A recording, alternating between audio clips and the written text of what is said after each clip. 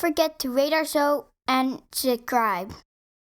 Before we begin this podcast, if you or someone you know is in crisis or needs emotional support, there are tools that can help. So get yourself a pen and paper or open a note-taking app on your phone or computer. Feel free to pause this episode while you get yourself ready. The episode starts at 1 minute and 52 seconds. You can call Talk Suicide Canada at 1-833-456-4566. You can text 45645, which is coming in the fall of 2023. In Canada, you can also call 988, the Kids Help Phone at 1-800-668-6868. The Trans Lifeline in Canada is 1-877-330-6366. And in the United States, 1-877-565-8860, or call 911. You are not alone, and you do not have to be alone. I would like to honor and recognize the traditional and unceded territories of the Katzie, Kwantlen, and Semiahmoo nations on whose territory I live, work, and play.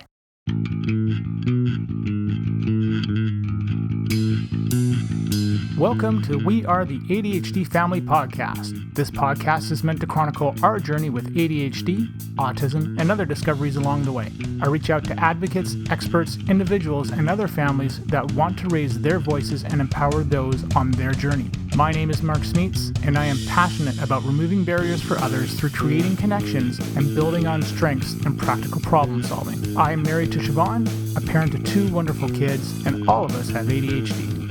I want you to feel like you have power and hope. And now, into the episode. Owen, please don't pee on the lightsaber. This is just one of the statements I thought I'd never hear my wife say to our children. What do you remember about first approaching Miss Madison, and what were your feelings before we approached her? At that time, it was just a regular parent-teacher interview. I know we had some concerns, but they weren't as maybe advanced as they are now. And we were kind of used to being not brushed off, but that's a good word. Not being listened to.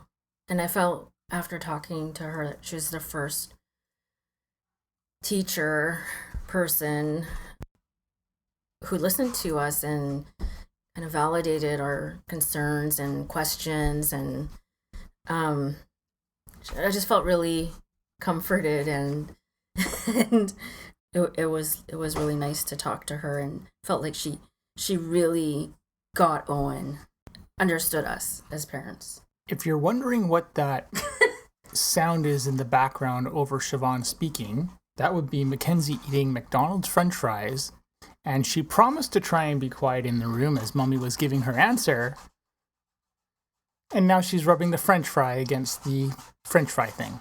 Not a sponsor, but... Not a sponsor. If you're listening, McDonald's. Sure, why not? Yeah. That was my beautiful wife giving her recollection of the conversation and experience that we had with Melissa Madison when Owen was in grade 2. I hope you've been enjoying the conversation so far. We are discussing practical ways that parents and teachers can work together to navigate the system and how to be more effective advocates. If you want to get more into Melissa's background, go back to part 1.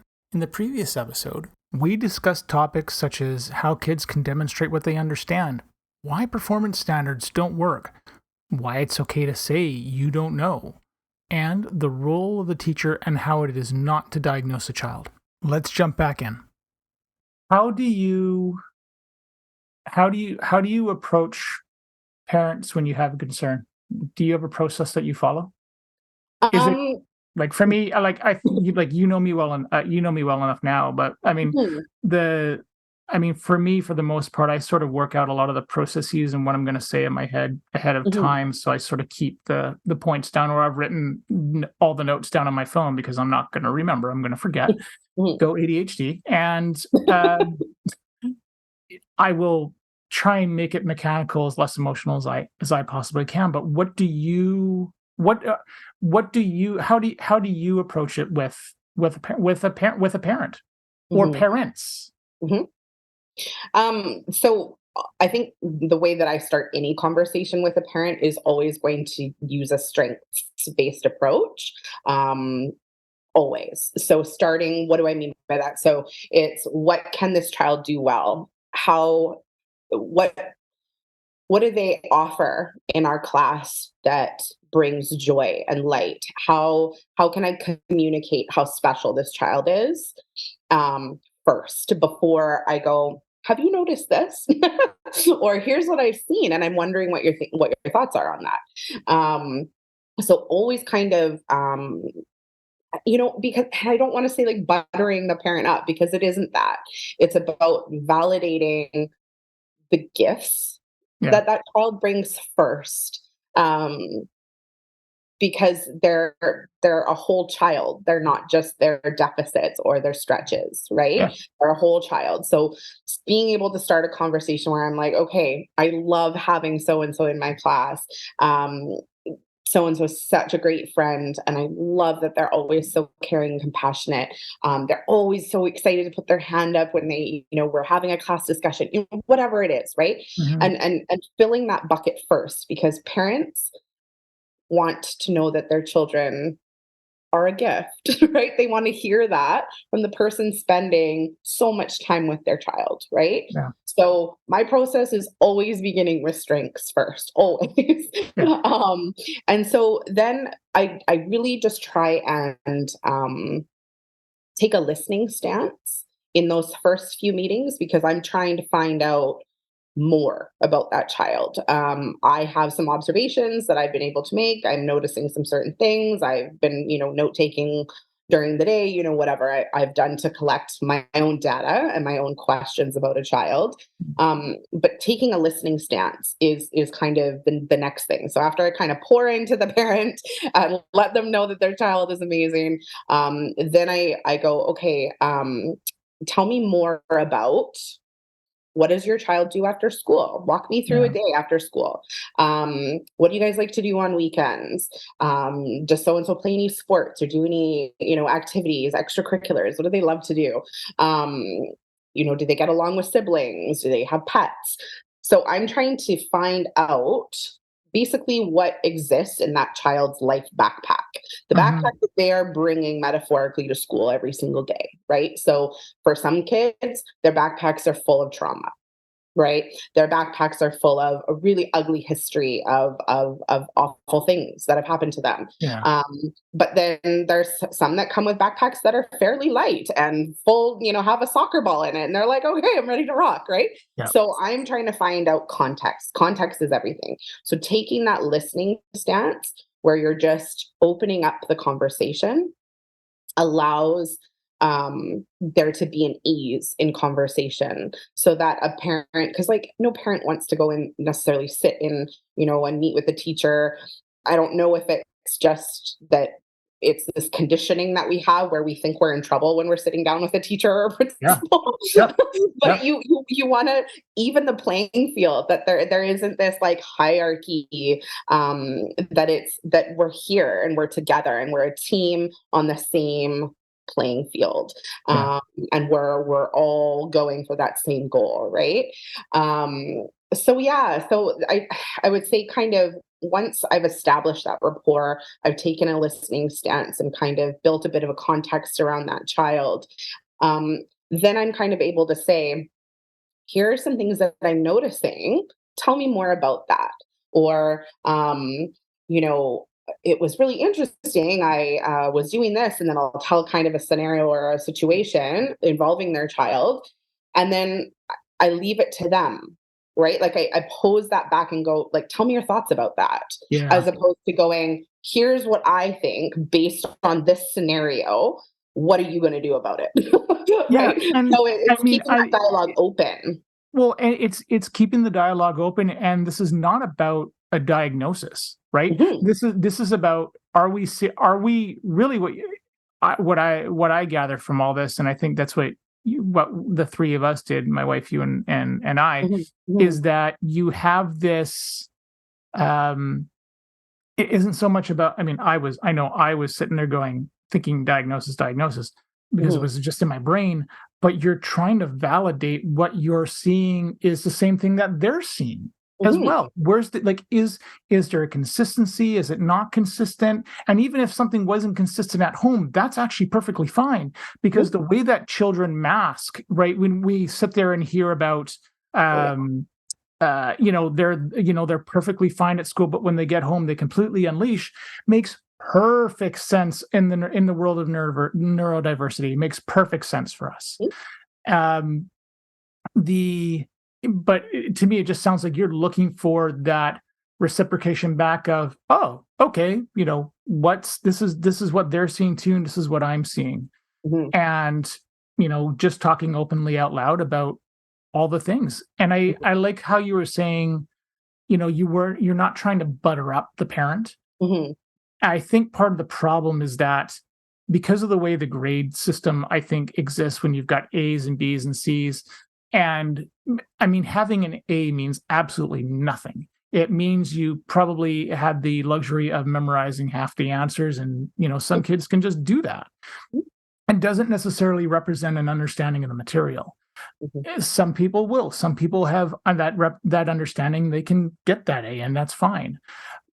But for some other kids, a lot of them, it's not going to be that. I know this sure wasn't for me. But you're pointing out the strengths, because, again, like we were just saying a few minutes ago, there isn't a correct way to arrive at a conclusion. There is more than one way to do it. And I think that's super important to sort of keep in mind. The other struggle I think a lot of parents have, I know we did and we still do, is just understanding a report card, what's actually required for the grade. We don't, I think, as a parent, if you had you already know, you've kind of got the inside on that side of it, because you've had your training. But when I look at myself, it's like, I don't fully understand a report card. It's if you tell me something specific, sure, I'll be able to sit there and understand that. Last week or the week before, British Columbia just moved to the proficiency system, and a bunch of schools had been using this already for past, what has it been, 5 years, I think, anyways. Well, and we use the proficiency scale up until grade 4 is when they switched to letter grades. Yeah. So the proficiency scales, we've always used K to 3. Yeah, it's a way better way to do and I guess they're extending it now to grade 9, I think it was. Yeah. Which I think is great, like fantastic. You want to understand like the mechanisms that pull, because you want to be able to figure out, and maybe this is not what the intention of it is, but this is just where my brain goes. I sit there and say, again, if I know a child learns by using only green stickers and this whole class is using red stickers, oh, my child's gonna have an issue, right? We have to find a way to get them to use the green stickers. Yeah, that's where I think a lot of the questions need to be asked, at least from the parent point of view. Well, I think by using that strengths-based approach too, it kind of helps us be detectives, right? Yeah. So we can go, okay, so if I know what incentivizes the child, I know what they're interested in, I can use that as a way to connect with them. I can, if I, like your sticker example, if I know that so-and-so can write me 5 pages of a story if they're using yellow paper with red margins, while the rest of them can do it with white paper and pink margins, then I'm going to provide yellow paper with red margins. Yeah, right? Exactly. So it's about being a detective together and understanding that when you are hearing feedback from a teacher that there's validity to it, right? So our experience with your child is still valid, whether you agree with what we're saying or not, whether you see it at home or not, there is validity to what we are seeing as professionals. Yeah. Right. And so that it could be, there's a million reasons why you might not see that at home, or why you might disagree with what I'm saying. And that's okay, because your lived experience is different than my lived experience with your child. And so being able to find that middle ground where you go, okay, so here's what you're seeing. Here's what you're seeing. So this is what we know. Yeah. what are we going to do moving forward? And so being able to use those differences as the key to moving forward, as opposed to going, okay, well, I'm getting nowhere with this parent, or I'm getting nowhere with this teacher because they're not seeing what I'm seeing. So therefore, I guess we'll just leave it. Well, no, we're not leaving it. It's going, why are there differences? Oh, is it because there's, there's, something going on at home for that child. There's been a divorce, or someone just passed away, or there's a competition that weekend that they're super anxious for, so their behavior's been off. Or do you know what I mean? Like there's always those antecedents, those things that are behind our behaviors. And so if we're noticing these behaviors at home, or we're not noticing them at school, or whatever, that's a point of discussion. That's not the point where that's not a period going, okay, well, this conversation's over because we disagree. It's okay, why are we disagreeing, and what's going on behind that? Well, and that sort of leads me to another thought too, which was, how can I as a parent listen to the concerns of a teacher? I was going to say effectively, but maybe that's just the wrong word, but just listen in general, even though I may not agree with what I'm hearing. Like, what's an effective way to absorb those things? Yeah. So, I mean, it's kind of like I said. So your agreement to what a teacher is sharing doesn't negate the validity of what the teacher is sharing, right? So it's not a you're wrong, I'm right mentality. It's in this environment, these behaviors are happening. And in this environment, these behaviors are happening. So what are we going to do about it, right? So I think that the first thing to do is to breathe and to maintain an open posture to hearing about things that are going on for your child. But I mean, in terms of like practical tips, so first, a parent has to regulate themselves. Before they can do any work with their child, they have to regulate themselves. So if you leave a conversation with a teacher and you're angry, or you're frustrated, or you're disappointed, or you're confused, you need to find a way to regulate those feelings first before you can do anything productive with what information's been given to you. So whatever that looks like for you, if that looks like going for a run, if that looks like having a good cry, if that looks like phoning someone else and hashing it out, whatever, regulate yourself first. Then I would say that, that observation is key. So taking some notes of your own at home, go, okay, so I'm going to choose 30 minutes to watch my child play with their Lego. They're not going to know that I'm watching from this particular lens, but I'm going to say, okay, just play. And so it's an unstructured play activity. It's not something you've set up with a certain, routine already built in. So it's just unstructured play, and just watch. Go, okay, so, the teacher said that, that after about 3.5 minutes, my child has to stand up. Okay. So that's the behavior you're going to focus on for that one unstructured play session. So take the notes. What do you wonder? What are you seeing? What's different? What's similar than what the teacher said? Let the data be your driver, because it's hard to deny data when you're collecting it. So if you're choosing to focus on one or two specific behaviors that the teacher pointed out, and you are doing a tally mark every time you notice that behavior during an unstructured play session, you can't deny, oh my gosh, okay, wow. Miss Madison mentioned that so-and-so after 3.5 minutes has to stand up, and that happened 6 times in a 30-minute period. Oh, interesting. How do you deny the tally marks and what you're observing, right? So I think if you can remain open-minded and take very specific behaviors to then observe, you'll start to notice things. And perhaps you don't notice the same behaviors, but you're still noticing behaviors. And what you observed during that time is still valid to your experience. And it's still important to share with the teacher and say, okay, I actually watched so-and-so play Lego for 30 minutes and he only got up once. Well, interesting. Well, it's probably because it was a preferred activity, something that they wanted to do. Interesting. Now I want you to set up a toy that maybe he doesn't like so much and see what happens. Do you know what I mean? So then the information you've collected, that data you've collected, is still valid and can still help the detective process to building a case around your child.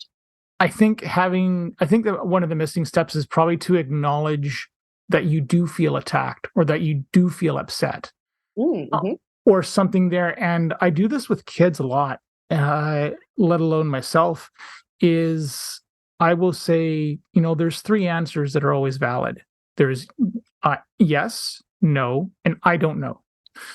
And I don't know is a perfectly valid answer when you're not sure what the path you need to take is or what you're feeling. And I think people sort of get forced to make a determination right then and there, but it's perfectly within your right to say, I have no idea at this point. And I may not be able to put that into words just yet, but there's an emotion in me where I feel upset or I feel attacked, if you can even name that feeling. Because some parents who are, some people who will be highly competitive will be like, what do you mean, little whatever is struggling? And they will feel offended and cast out, like they're the bane of society or something like that, and the world's going to end. And it's like, it ain't about you, actually. It's about your kid. And if you want them to be, that successful as the success level that you reached, well, you should take an interest in what it is. But I think stepping back and acknowledging your feelings first is a really big thing that you sort of want to do after you kind of bring yourself down and regulate, whether that's step one or step two. I mean, whichever. But I think when you're doing the observation, like you were saying, you kind of do it with, once you acknowledge it, it's like, oh, you're kind of doing it with fresh eyes. What have I actually seen? Because not everybody will think like me or my wife or like you, right? That's yeah.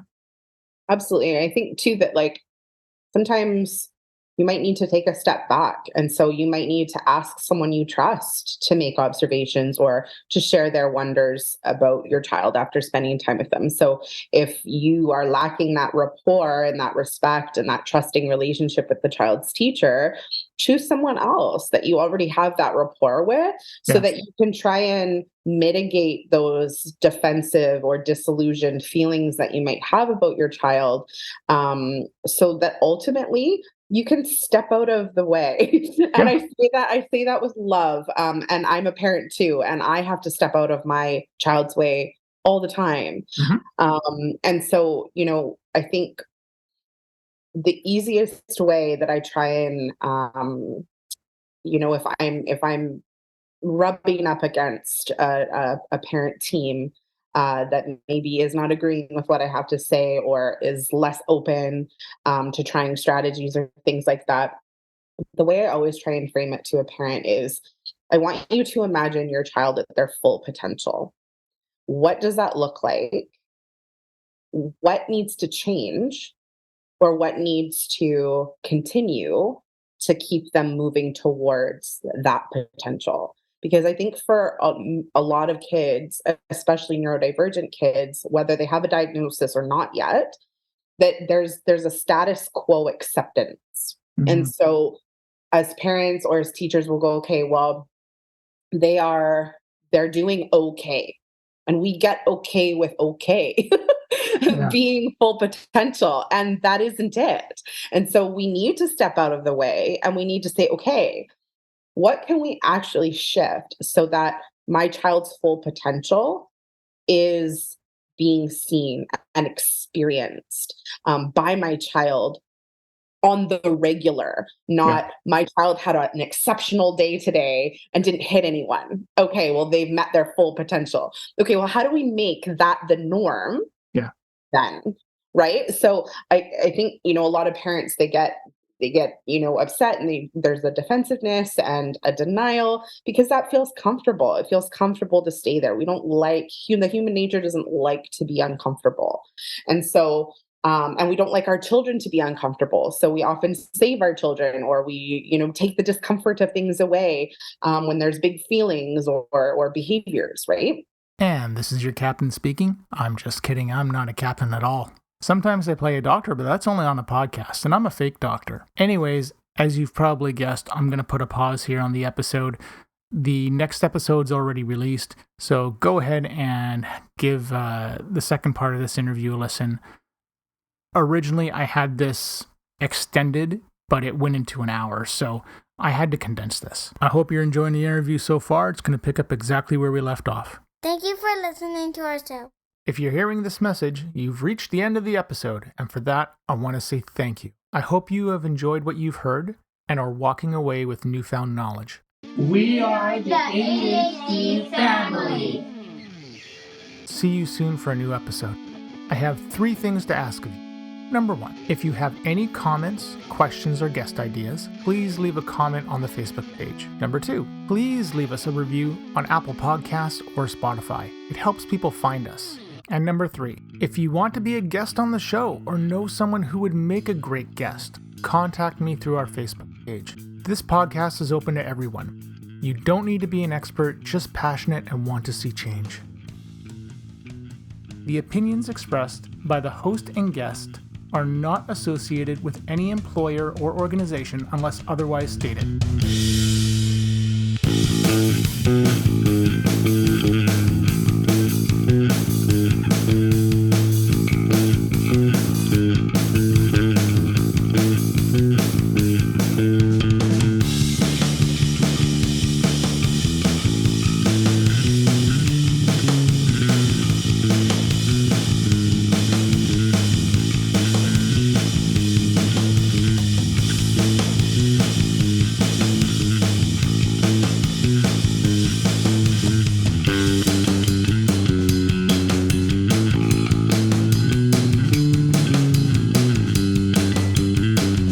Any medical information on this site and podcast is provided as an information resource only and is not to be used or relied on for any diagnostic or treatment purposes.